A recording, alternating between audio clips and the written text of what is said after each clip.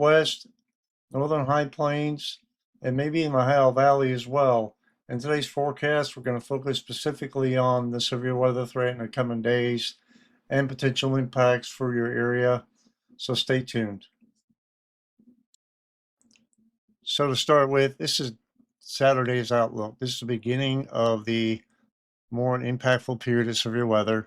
Towards the end of this video, I'm going to go over today and tomorrow real quickly and the quick hitting impacts and where they will be, right? But I think I hope y'all understand why I'm doing this way, just to go over the highest impactful areas here. There's a lot to talk about with this. So this is Saturday. We have overall marginal 1 out of 5, a smaller 2 out of 5, 15% risk overall, with a SIG 1 hatching already in this area from parts of Kansas, Iowa, Nebraska, okay, and down into Oklahoma as well, with the potential for significant hail, maybe some strong tornadoes, and wind gusts exceeding hurricane force. So this will likely be refined in the coming days, right? But this is the biggest impacts for now. Now, let's just review the areas in the marginal risk all the way back to Denver, where my oldest daughter lives out here, which will be interesting to see if they get anything. I hope not impactful. A good portion of Nebraska, Iowa, Illinois, Indiana, Ohio, back towards Kentucky, even into West Virginia here, right? So even into Wisconsin and parts of southern Michigan, down in Missouri, just a large area here, marginal risk. So anywhere outside the SIG hatching, we could still have gusty winds, large hail, and maybe a few tornadoes, right? But the biggest impacts will likely be in the hatched area here. Now, moving on to Sunday. All right. Remember yesterday, we only had a level 2 out of 5 risk here for Sunday. Now we have already enhanced risk, okay?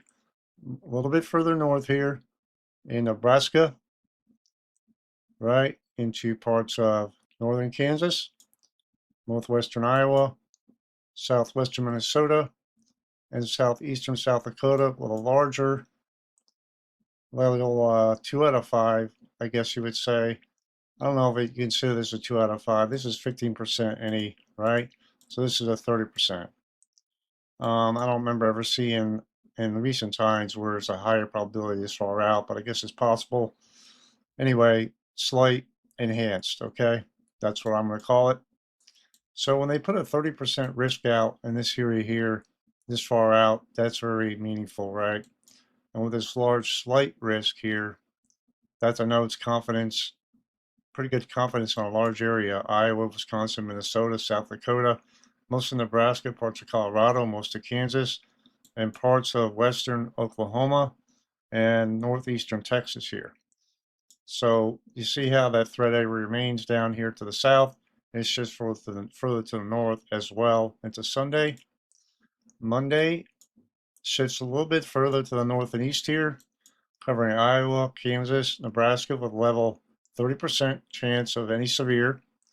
Storm tornadoes are definitely possible on Monday, right? With a larger area, 15% risk all the way to Michigan, Wisconsin, Minnesota, South Dakota, Nebraska, Kansas, a good portion of Oklahoma, parts of North Texas here, a good portion of Missouri, Illinois, and Michigan, like I talked about. So very impactful. Some big cities here: Omaha, Nebraska, just Des Moines, Iowa, a lot of areas here. So let me know where you live and if you're going to be impacted by this. This is going to be a really impactful event, I think. The parameter space is there for this. So, man, we got to be mindful of this here. Pay attention to what's going on. Moving on to Tuesday. The threat shifts a little bit further to the south and east, but we still have a level 2 out of 5 here, 15%, covering parts of Oklahoma, parts of Kansas, southeastern Kansas, extreme southeast Nebraska, parts of southeastern Iowa, um, southeastern Illinois, and parts of Arkansas as well, and Missouri. So this continues here, right? And then we get a little bit further out, count days 7 and 8, which is Wednesday and Thursday, gets more uncertain. Now, just to look at the excessive rainfall outlook real quick. If I remember right, yeah, so going back to day 4, which is Sunday, we have a marginal risk of excessive rainfall here from Minnesota, Wisconsin, North Dakota, South Dakota, Nebraska, Iowa, Bullseye here. And going into the next day, Tuesday, a broad area from Texas through Oklahoma, Kansas, Missouri, Iowa, Minnesota, Wisconsin. I didn't want to leave y'all out with this excessive rainfall outlook because flooding could be a major concern as well. Going back to today. So today's outlook for severe weather encompasses a pretty large area as well, with a level 1 out of 5 here, marginal risk from parts of North Texas, parts through Oklahoma, Missouri, Illinois, southern Iowa, southern Nebraska, eastern Colorado, with a small level 2 out of 5 slight risk centered in the Salina area here in Kansas, just to the west of Kansas City. Tornado risk is quite small today. We could have a few tornadoes in the Salina, Kansas area, Manhattan. Not expecting strong tornadoes here, maybe a couple spin ups. Also, right, wind, quite a large area here. Wind threat, 50-knot winds, with the highest concentration here in the slight risk near Wichita, Kansas, right? Topeka, Russell area.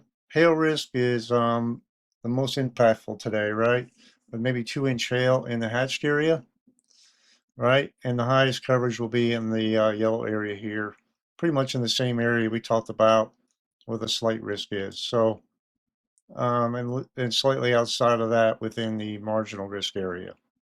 Now moving into tomorrow, we'll just keep it on the hail risk for now. You see how the hail risk is quite large here, with a larger slight risk of hail going through 2-inch hail going through Kansas City, parts of Iowa, Des Moines, back towards Salina, and part of the marginal risk area 2 also has a risk of 2-inch hail, but less coverage expected, right? And you get outside of that, 1-inch hail is possible anywhere in the marginal risk. We have a large wind risk is area, also area, 50-knot wind gusts, maybe 60-mile-per-hour wind gusts anywhere in this area here, generally from southern, Oklahoma through Kansas, Iowa, parts of Wisconsin and Illinois, Kentucky, quite a wide area here, and tornadoes.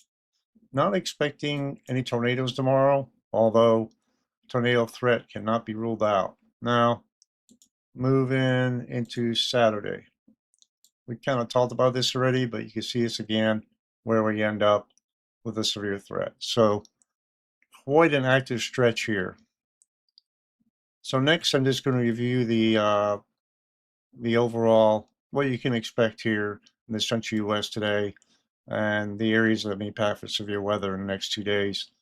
And as we get closer to the main event where we get some significant severe, I'm going to go into more detail about the specifics here. So to start off, the showing the convective precipitation and what we can expect today, right? I'm going to overlay this with the severe threat for today. You see what the severe threat is here in the Central U.S., and we have thunderstorms possible here in the Northeast as well.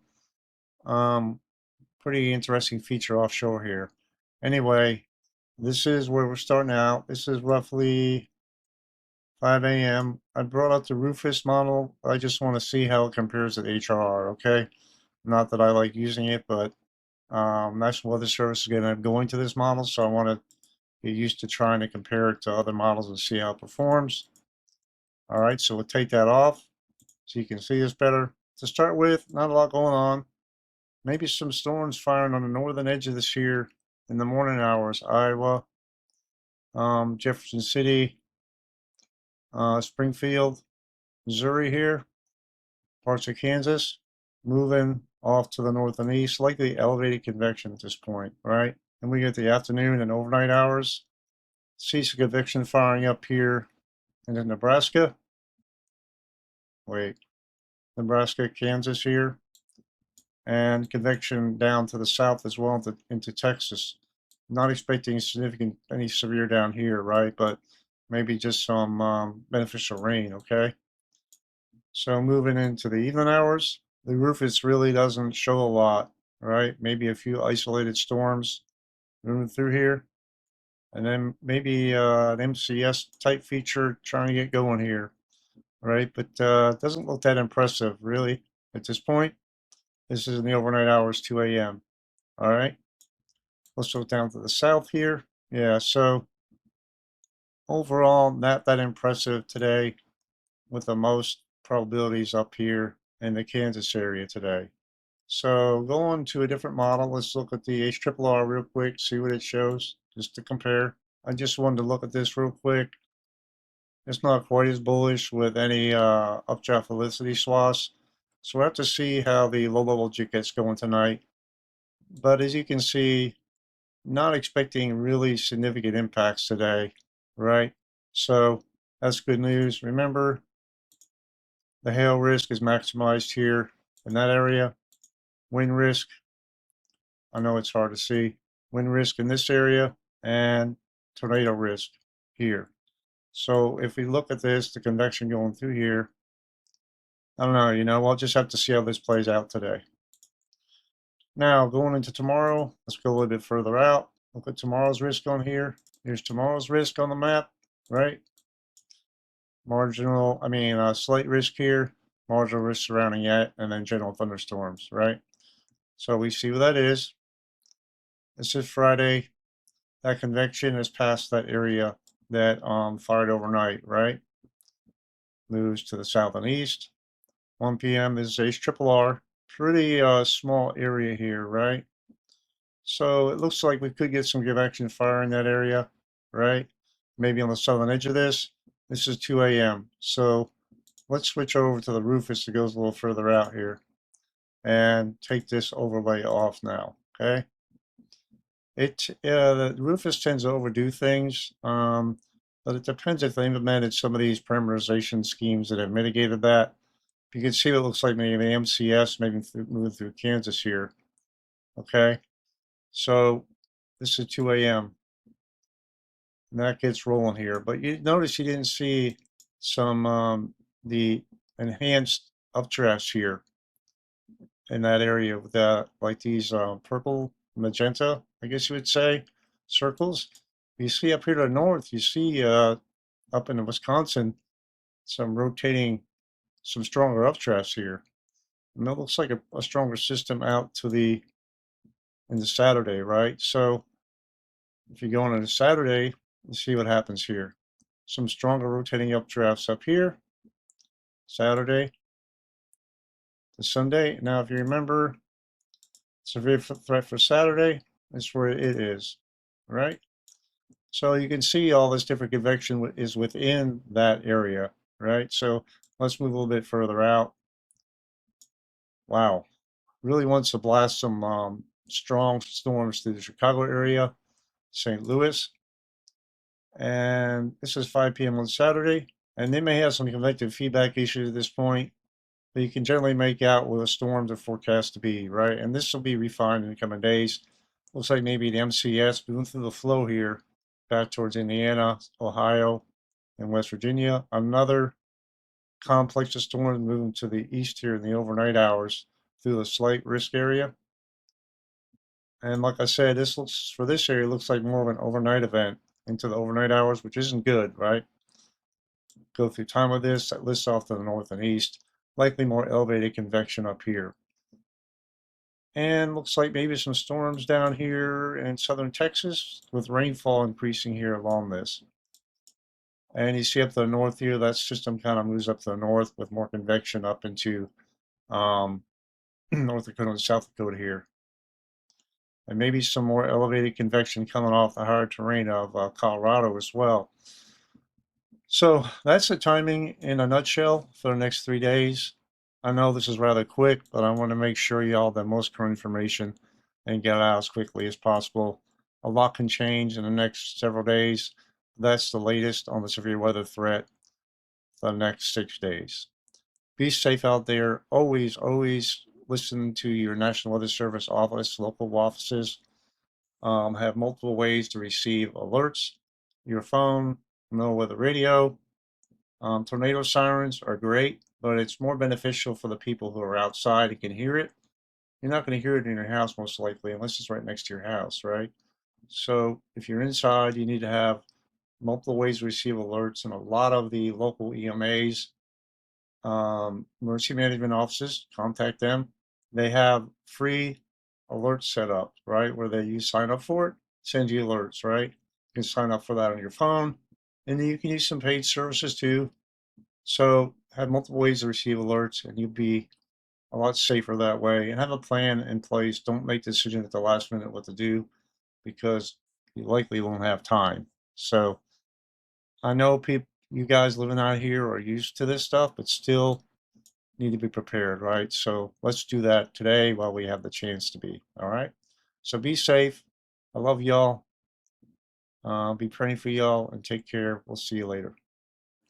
So to start off,